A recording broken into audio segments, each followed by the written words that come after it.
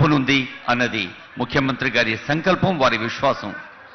మరి ఇక్కడ రానున్నది భవిష్య భారత నగర భవ్య నిర్మాణం.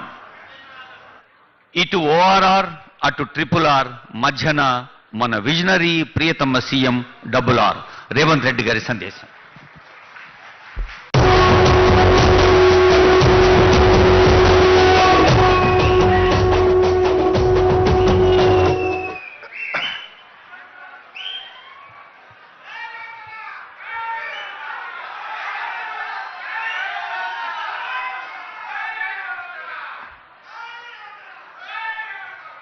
ఫ్యూచర్ సిటీ డెవలప్మెంట్ అథారిటీ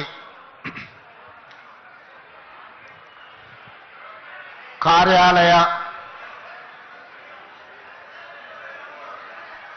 పునాది కార్యక్రమానికి, అదేవిధంగా కొంగర కలాన్ నుంచి ఆమన్గల్ వరకు దాదాపుగా 45 కిలోమీటర్లు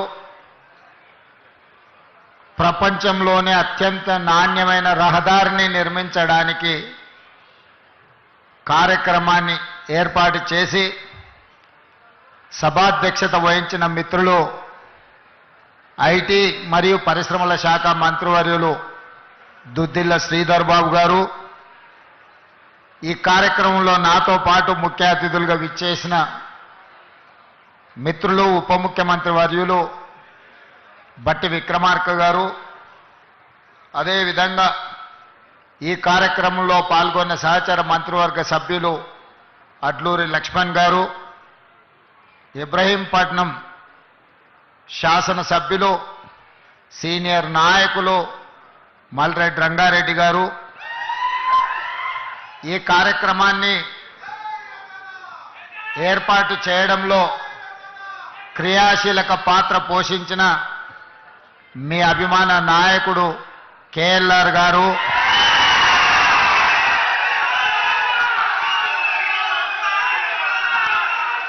అదేవిధంగా ప్రభుత్వ సలహాదారులు, శాసన మండలి సభ్యులు, వివిధ కార్పొరేషన్ల చైర్మన్లు, మాజీ మున్సిపల్ మేయర్లు, ప్రభుత్వంలో వివిధ హోదాలలో పనిచేసిన ప్రజాప్రతినిధులు, అదేవిధంగా మున్సిపల్ అడ్మినిస్ట్రేటివ్ శాఖకు సంబంధించిన ఉన్నతాధికారులు, ఫ్యూచర్ సిటీ డెవలప్మెంట్ అథారిటీ ఉన్నతాధికారులు, ఈనాడు ఈ కార్యక్రమాన్ని విజయవంతం చేయడానికి విచ్చేసిన యువమిత్రులందరికీ కూడా దసరా శుభాకాంక్షలు తెలియజేస్తున్నా. విజయదశమి మనందరికీ విజయాలనే చేకూరుస్తుంది. ఇవాళ వాతావరణ శాఖ 4-5 రోజుల నుంచి హెచ్చరిస్తున్నది. విపరీతమైన వర్షాలు, ఎవరు బయటికి వెళ్ళకండి, ఈ వర్షాలు మొత్తం వ్యవస్థలను అన్నిటిని కూడా దిగ్బంధం చేస్తాయి. కానీ ఒక మంచి సంకల్పంతో, ఒక మంచి ఆలోచనతోటి ఈనాడు ఈ అభివృద్ధి కార్యక్రమాల ప్రారంభోత్సవం పెట్టుకుంటే వాతావరణం ఎంత అనుకూలంగా, ఎంత గొప్పగా సహకరించిందో నాకు తెలిసి ఈరోజు ఉదయం కూడా వర్షం పడ్డట్టుంది. ఇక్కడ మీరందరూ ఇండ్లలో నుంచి బయలుదేరే ముందు వర్షం వస్తుంది, కార్యక్రమం ఏ విధంగా కొనసాగుతుందో అని మీరందరూ ఆందోళన చెంది ఉంటారని నేను అనుకుంటున్నా. కానీ మనమందరం మనసులో ఎలాంటి కల్మషం లేకుండా భవిష్యత్ తరాల కోసం ఈనాడు ఒక భారత్ ఫ్యూచర్ సిటీని ఈ ప్రాంతంలో ప్రారంభించుకోవాలని అనుకుంటే వరుణ దేవుడు కూడా ఈరోజు మనకు సహకరించి ఈ కార్యక్రమాలను ముందుకు తీసుకెళ్లడానికి ఈరోజు మనకు అవకాశం దొరికింది. చాలామంది కుట్రలు కుతంత్రాలు చేస్తున్నారు, నోటికొచ్చింది మాట్లాడుతున్నారు. చెయ్యకూడని రాద్ధాంతం చేయడమే కాదు, ఎన్నో రకాల ఆరోపణలు చేస్తున్నారు. ఇక్కడ రేవంత్ రెడ్డి గారికి ఓ భూములు ఉన్నాయి, ఆయన కోసం నగరం కట్టుకుంటుండని. మీ అందరికీ తెలుసు, ఒకవేళ భూమి ఉంటే తెలియంది కాదు, ఇదేమి రహస్యంగా ఆశ పెట్టుకునే వజ్రాలు కావు. ఎక్కడో లాకర్లో పెట్టుకొని భూమి ఉంటే భూమి మీదనే ఉంటుంది, భూమి ఉంటే దానికి రెవెన్యూ రికార్డు ఉంటుంది.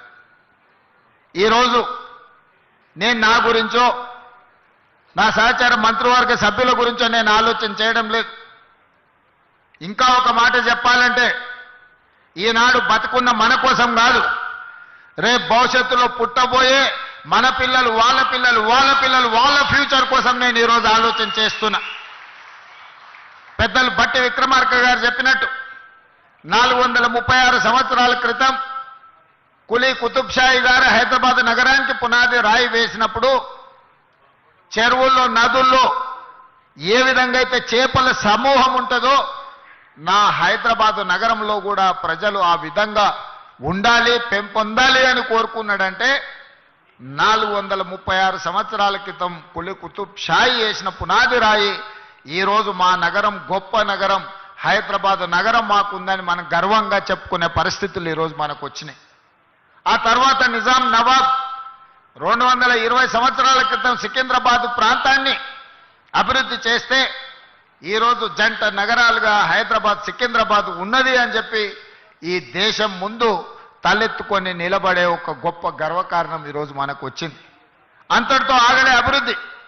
ఆనాడు చంద్రబాబు నాయుడు గారు, డాక్టర్ వైఎస్ రాజశేఖర రెడ్డి గారు మాకెందుకులే మేము ఉన్నప్పుడు ఏదో కాలం గడిపేస్తే చాలు అనుకొని ఉంటే ఇవాళ సైబరాబాద్ వచ్చి ఉండేది కాదు, హైటెక్ సిటీ కట్టి ఉండేవాళ్ళు కాదు, ఔటర్ రింగ్ రోడ్ ఈరోజు మన కళ్ళ ముందల ఉండేది కాదు. ఈరోజు శంషాబాద్లో అంతర్జాతీయ ఎయిర్పోర్టు ప్రపంచంలోనే